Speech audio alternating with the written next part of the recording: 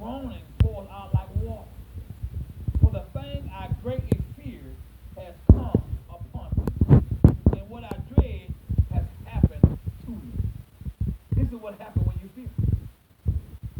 The NLT says, I cannot eat for sighing. My groans pour out like water. What I always feared has happened to me. What I dread has come true. This is what fear does. It overpowers you. It overshadows you. It overtakes you. It overwhelms you. Mm-hmm.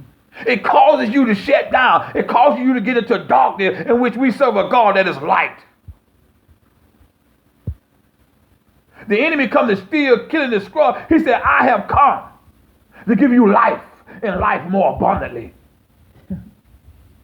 How can you have life more abundantly if there's fear on the inside of you about what's taking place in your life? Shake it off and do what thus says the Lord has called you to do. Muster up.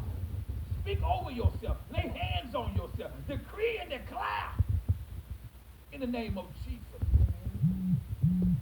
We got to stop having these pity parties, these woes me parties. We got to cut it out because He did not give us the spirit of fear, but of love, power, and a sound mind. We're talking about you shall not fear on tonight. We're talking about perfect protection. Why do bad things happen to good people? Fear is why. The writer said that I cannot eat for sighing. My groans pour out like water. What I always feared has happened to me. What I dread has come true. This is what happens when you fear. This is what happens when you get scared. This is what happens when you become afraid. But we'll talk about unblessed and highly favored, but we're shaking at the same time.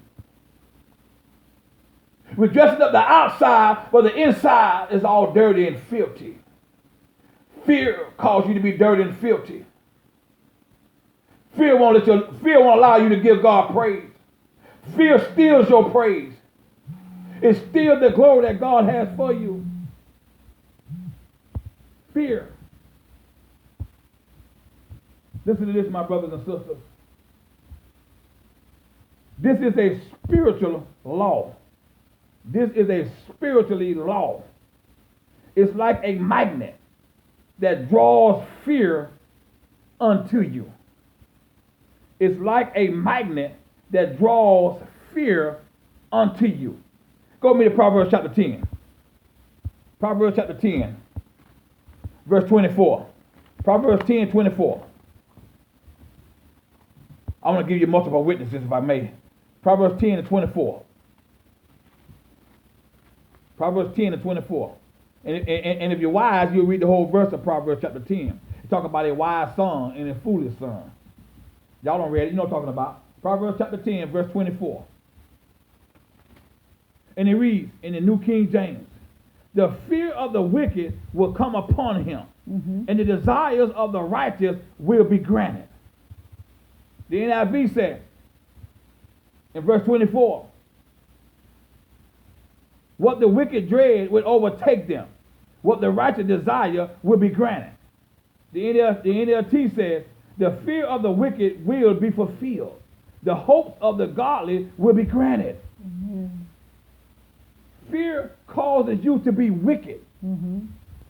Because you are doing the opposite what God has called you to do. And anything opposite of good is evil. It's evil. And evil is wicked. Oh, y'all talk to me, Bible scholars. You shall not fear. And the very thing that we're fearing about is because a lot of them say, oh, it ain't happened to you yet. Just wait. Maybe it already have happened to us. Amen.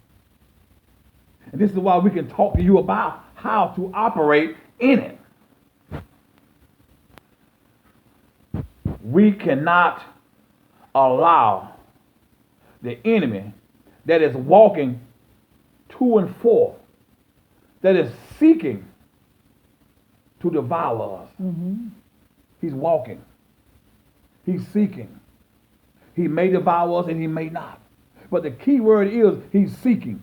So that means he have not found you yet. So that's an opportunity to dwell in the most high place. Amen.